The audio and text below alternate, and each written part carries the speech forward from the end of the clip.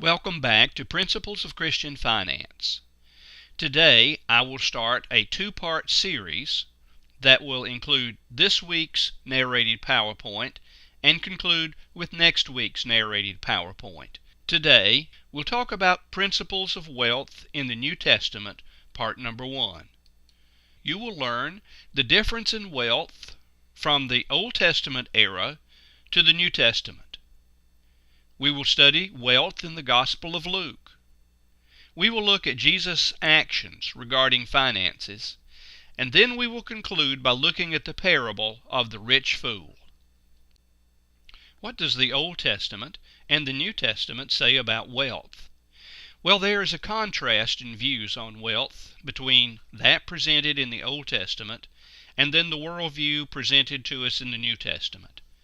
In the ancient world recorded in the Old Testament, we see that the primary means of wealth was the land. Land was received by inheritance, theft, or taxation. In the Old Testament, we see land as a blessing. The land was given by God to the Israelites, and it was a blessing. But in the New Testament, most people were landless. Land was in limited quantity, a limited good. You've heard it said, and I have as well, that there's no more land being made, and so land was limited.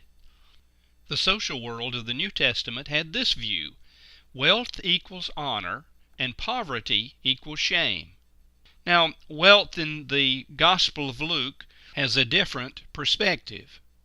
As a matter of fact, I want to read Luke chapter 1, verses 1 through 4.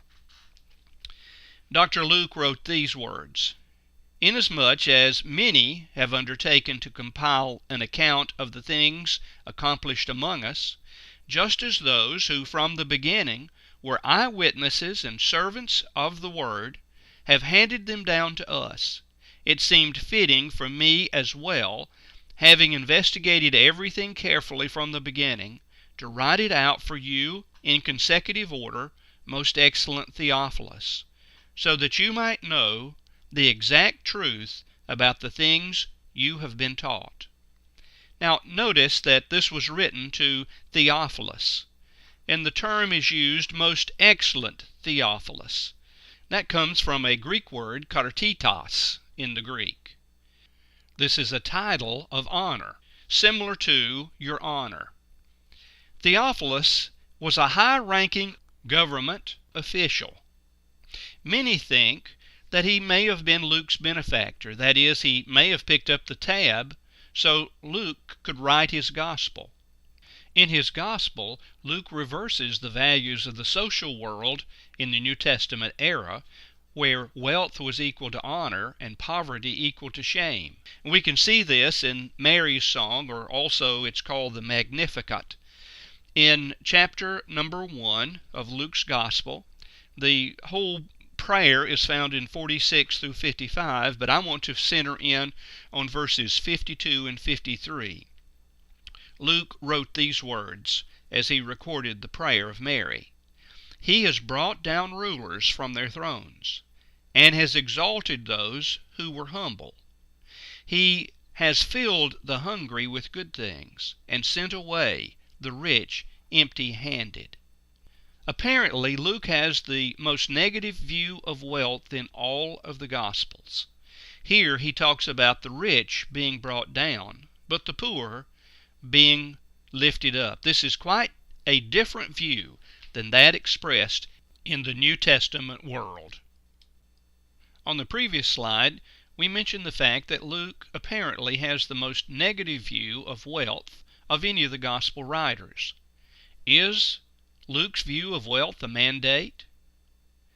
The rich and the poor are not strictly financial terms, and we'll look at that in just a moment. But we need to ask some questions. Are the poor privileged and the rich condemned? In Luke chapter 4, we discover that the gospel writer tells us the reason Jesus came. As he picked up the book and read in the synagogue, he read these words: "The Spirit of the Lord is upon me, because he has anointed me to preach the gospel to the poor. He has sent me to proclaim release to the captives, and the recovery of sight to the blind, to set free those who are downtrodden, to proclaim the favorable year of the Lord. Luke also talks about poverty and wealth in chapter 5, verse number 11. Let me read that verse. And when they had brought their boats to the land, they left everything and followed him. Is this a prerequisite for being a follower of Christ? Should Christians hold all possessions in common, as we read in Acts chapter 2? Now, I want to suggest this to you, that the obedient, those who follow the Lord, really are the poor, and the rich are those who are prideful and not dependent upon God. So it may be that Luke's view of wealth isn't necessarily in terms of money, but it's in terms of our obedience or disobedience to God. Let me share that statement again. The obedient are the poor, and the rich are those who are prideful and independent of God. Now let's look at the life of Jesus for just a moment. Jesus was a skilled craftsman. The word tekton not only means a carpenter, but the more technical term would be a skilled craftsman. It is said that the city of Sepphoris, which was just 5 miles from Galilee, might have been a place where Jesus could have worked, for we read that this particular city was being reconstructed during the time of Jesus. Since jobs were plentiful in Sepphoris, it's possible that Jesus and Joseph may have worked there as craftsmen, and may have earned a good living doing so. We find that Jesus speaks more positively of wealth, for he indeed was one who attended 19 meals and 5 banquets, according to the New Testament. He associated with tax collectors who were rich people. Jesus praised the extravagant woman who anointed him. James and John had servants who assisted in the fishing industry. Peter owned a home. The disciples also were not impoverished. Now, they weren't wealthy people, but they were not poverty-stricken either. So, should Christians renounce wealth? From a full understanding of what Luke meant, and from the teaching of Jesus, I believe the answer is no. We do not renounce wealth. We use wealth to advance the kingdom of God. We use wealth not selfishly, but for the purposes of God's work. That's the proper use of wealth when God brings it to us. I've known many people in my ministry who have been very wealthy individuals. Many of them use their wealth selfishly, but others use their wealth to finance mission trips, to finance special projects in the church, and they use their wealth to honor God and His kingdom. The story of the rich fool is found in Luke chapter 12, 13 through 21. Listen while I read. And someone in the crowd said to him, Teacher, tell my brother to divide the family inheritance with me. But he said to him, Man, who appointed me a judge or arbiter over you? And he said to them, Beware, and be on your guard against every form of greed. For not even when one has an abundance does his life consist of his possessions. And he told them a parable, saying, The land of a certain rich man was very productive.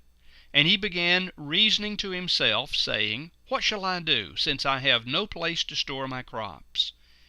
And he said, This is what I will do. I will tear down my barns and build larger ones, and there I will store all my grain and my goods.